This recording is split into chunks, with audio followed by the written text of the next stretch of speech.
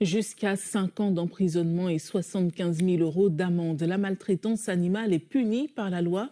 Au quotidien, le collectif Chiens et Chats Martinique est sur le qui-vive. Ce matin, avec les services de police, il a procédé à une opération de sauvetage à Fort-de-France afin de porter secours à un chien en grande détresse.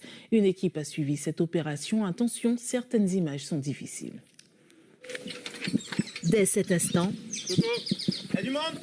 plus aucune barrière pour porter assistance à Perle, cette chienne de type dog argentin que nous retrouvons amaigrie et apeurée, vit attachée au milieu de son urine et de ses excréments. Elle est dans un état catastrophique. On a envie de pleurer. C'est horrible. Ça sent la mort. Même aux côtés de la police, l'opération s'avère délicate. Pour la récupérer, l'équipe doit faire preuve de patience pour gagner sa confiance. La patience, c'est meilleure des armes quand il s'agit des animaux comme ça. Bien de tout type. La chienne est finalement libérée. C'est le signalement d'un promeneur qui a déclenché l'opération.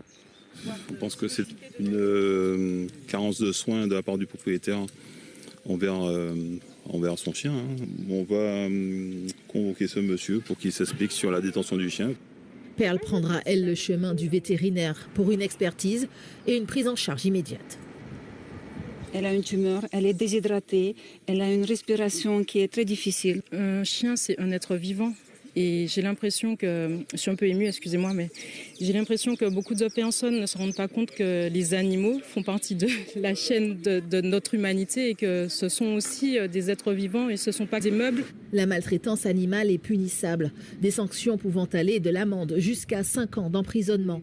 Mais jusqu'ici, selon le collectif, aucune procédure judiciaire n'a abouti en Martinique. On espère qu'il y a une suite puisque le document a été quand même signé par un juge. Donc je pense qu'avec le déplacement des policiers et tout ça, on pense vraiment que la plainte va aller jusqu'au bout.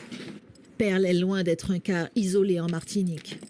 Après le soin, un autre combat va commencer, celui de lui trouver un refuge.